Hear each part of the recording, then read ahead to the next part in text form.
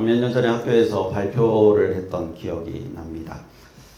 내용은 별로 어렵지 않았어요. 좀 우리 한국교회 초대 1970년, 60년, 70년도쯤에 있었던 교재 하나를 번역하는 거였어요. 한자가 너무 많아서 번역하는 숙제를 이제 배당받았는데 놀랍게도 다 번역된 걸 찾아냈어요. 그래서 그냥 그대로 복사해서 그냥 잘 읽기만 하면 되는 그런 발표였습니다. 얼마나 마음이 편했는지 발표 실기도 별로 안 했어요. 그래서 이거는 잘 읽기만 하면 돼. 이제 자료를 다 만들어서 이제 강단에 올라서서 이제 발표를 시작하는데 딱 서는 순간 앉아있던 학생들의 얼굴이 이만하게 보이는 거예요. 그리고 그 사람들의 표정과 또는 제 발표를 듣는 그 태도들이 마치 저를 공격할 듯한 그런 느낌이 갑자기 드는 거예요. 왜 이러지? 그냥 그렇게 생각했어요. 그냥 평소대로 이제 또 특별한 발표가 아니었기 때문에 그냥 마음 편안하게 진행을 하려고 하는데 갑자기 목소리가 떨리는 거예요. 막 목소리가 떨리면서 호흡이 가빠지고 아주 지금 생각해도 굉장히 창피하기도 하고 부끄럽기도 합니다. 내 잘못은 아니지만 굉장히 힘들었어요. 그 발표가. 마치고 나서 내려왔는데 이 나이 들어서 이런 경험 정말 청소년 시절 이후에 이런 경험 정말 너무 오랜만에 하는 경우에서 너무 힘든 거예요. 저만 그런 게 아니더라고요. 전문가들 이렇게 좀 살펴보니까 이게 무대 공포증이라고 하더라고요. 연예인들도 무대 서기 전에 그런 공포감이 있다 그러고 또 유명한 지휘자나 또 음악가들도 그런 무대 공포증이 있다고 하더라고요. 그래서 내용을 조금 찾아보니까 그 공연을 하시는 분들이 이런 생각이 들 때가 그 공포감이 극대화된다라고 하더라고요. 이 사람들이 나를 평가하고 있다라고 생각이 들 때, 그때가 좀 많이 그런가 봅니다. 영국의 유명한 지휘자인 베냐민 잔더라는 분이 있는데 이분이 보스턴 필하모니 오케스트라의 지휘자였다고 합니다. 근데 이분이 공연 전에 늘 이렇게 다짐하면서 그 지휘대에 올라가셨는데 이분이 지휘자라고 했죠. 오늘 나는 관객에게 나를 증명하러 가는 것이 아니라 작곡자의 마음을 전달하기 위해서 가는 것이다. 이 관객들의 시선에서 벗어나서 작곡가의 악보의 시선을 고정하고 작곡자가 이걸 어떤 마음으로 이것을 작곡했는지 그 마음을 전달하기 위해서 내가 서는 거지 나를 평가받기 위해서 여기 서는 게 아니다라고 이렇게 생각을 좀 바꾸셨나 봐요. 이 책에도 그렇게 기록하셨다고 하는데 그것 때문에 그런 긴장감들을 많이 낮출 수 있었다고 합니다.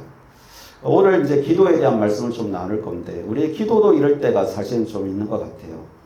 저는 목사이기 때문에 자주 이제 대표로 기도할 경우들이 많지 않습니까? 그럴 때 이제 사실 목소리가 떨릴 때도 종종 있어요. 그때가 언제냐면 하나님께 기도하지 않고 사람이 어떻게 듣나라고 신경이 쓰일 때입니다. 그런 것 같아요. 오늘 말씀은 그러지 말라라고 예수님 말씀하시는 거예요. 예수님은 이런 기도를 외식하는 기도라고 했습니다.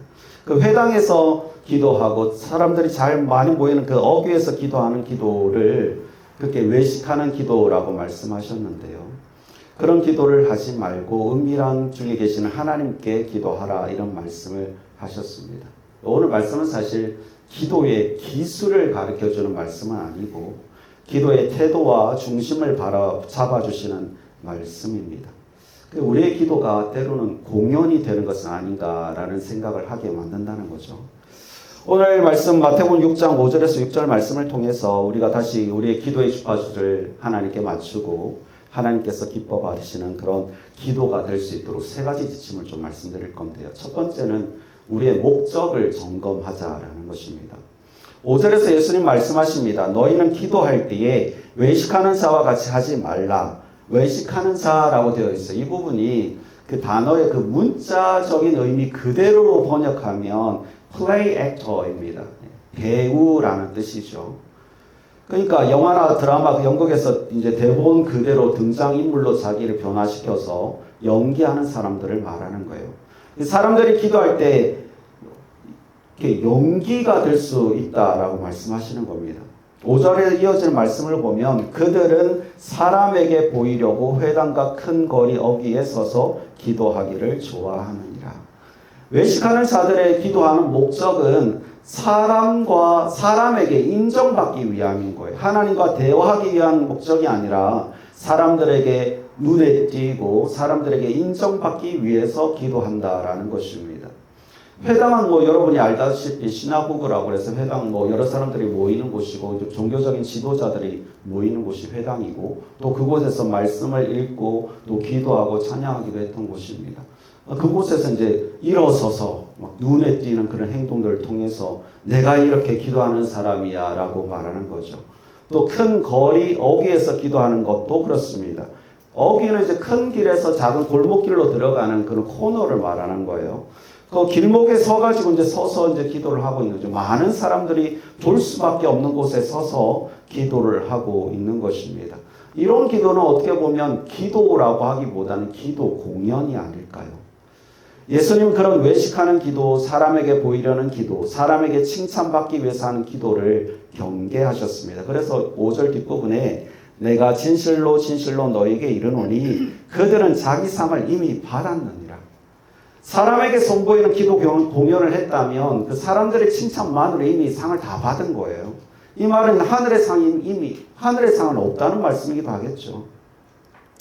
저는 지난주에 이어서 여러분에게 이제 학교에서 기도 모임을 한번 시작해보자라는 공연을 이제 계속하고 있는데 그 기도가 나를 위한 것이어서는 안 된다라는 말씀을 드리려고 해요. 나를 드러내기 위해서 내가 신앙 좋은 사람이야 라고 인정받기 위해서 하는 기도라면 목적이 잘못된 겁니다. 목적을 바르게 점검해야 합니다. 내가 드러나고 내가 인정받기 위해서 하는 기도 모임이 아니라 하나님께서 하시는 일에 내가 쓰임받기 위해서 모임을 시작하는 겁니다. 그렇게 하나님 앞에서 겸비함으로 시작하는 기도여야 한다는 것입니다. 요즘 사람들이 많이 SNS에 중독이 되어 있지 않습니까? 현대인들은 멋진 풍경을 볼 때 사진을 찍어서 올리고 맛있는 음식 앞에서도 사진을 찍어서 올립니다. 좋은 일이 있으면 곳곳에서 사진을 찍어서 올립니다. 근데 그 사진은 풍경을 말하는 걸까요? 이 음식이 얼마나 맛있는지를 말하는 걸까요? 사실은 아니잖아요. 내가 어디 있는지를 말하는 거잖아요. 내가 지금 뭘 먹고 있는지를 말하는 거잖아요.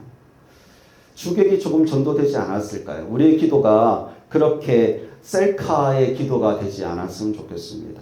하나님께서 기뻐하시는 것은 무엇일까? 하나님께 하는 기도가 되어야 한다는 겁니다. 그래서 두 번째가 바로 시선을 고정해야 한다라는 것입니다. 우리의 목적이 하나님 나라와 하나님의 영광이라면 그 다음으로 우리가 주의해야 할 것은 우리의 시선이 하나님께 고정되도록 해야 한다는 것입니다. 앞에서도 잠깐 말씀드렸는데 좀 더 구체적으로 저의 약점을 또 하나 이야기하겠습니다. 저는 목사이기 때문에 대표로 기도할 기회들이 많이 주어집니다. 식당에 가서 식사가 나와도 목사님 기도해 주세요. 기도해야 합니다. 옛날에는 나이가 어려가지고 좀 숨어 있을 수 있었거든요. 근데 요즘 숨지도 못해요. 그런 또 기도해 주세요 하면 또 기도를 해야 합니다. 기도하는 게 어렵진 않아요. 근데 가장 어려울 때가 언제 하면 뭘 기도해야 될지 모를 때가 있어요. 특히나 신방을 갔을 경우에. 제가 잘 모르는 성도의 집에 신방을 갈 경우가 있잖아요. 그럼 저는 그분의 스토리를 잘 몰라요. 그러면 좀 겉도는 기도를 할 수밖에 없어요. 이게 마음에 짱한 그런 기도를 잘 못한단 말이죠. 그게 좀 어렵기도 하고.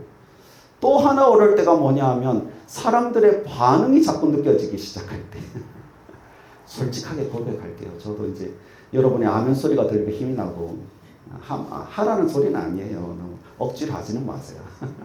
아멘 소리가 들리면 힘이 나고 기도할 때도 아멘 옆에서 같이 아멘 해주면 힘이 빡빡 나는데 어느 순간 내가 기도를 하는데 갑자기 조용해져. 내가 기도를 잘못하고 있구나. 그런 생각이 들기 시작하면서 긴장감이 옵니다. 아이고 그렇게 오래 사역을 해도 지금도 그래요. 약점이에요. 그때의 기도는 하나님께 하는 기도가 아니었던 거죠. 저를 비판하고 있지만 여러분은 어떠신가라고 질문을 하고 싶은 거예요. 여러분의 기도는 하나님께 시선을 고정해서 기도를 하고 계시나요? 아니면 주변 사람들의 시선? 아니면 나의 스스로의 평가? 또 주변 사람들의 반응? 그런 모습으로 혹시 기도하고 계시지는 않습니까? 표현이 유창하고 화려한 언변으로 기도한다고 해도 그 기도가 사람에게 보이는 것이라면 그것은 기도가 아니라 기도를 가장한 공연입니다. 연극을 하고 있는 거죠. 예수님께서 우리에게 샘플로 보여주신 기도가 하나 있지 않습니까? 주기도문입니다. 이렇게 시작됩니다. 알고 있듯이 하늘에 계신 우리 아버지, 아버지의 이름을 거룩하게 하시며 아버지의 나라가 오게 하시며 아버지의 뜻이 하늘에서와 같이 땅에서도 이루어지게 하소서. 예수님께서 우리에게 샘플로 보여주신 그 기도는 계속해서 아버지, 아버지, 아버지, 아버지를 집중하고 있습니다. 우리의 기도도 그러해야 합니다.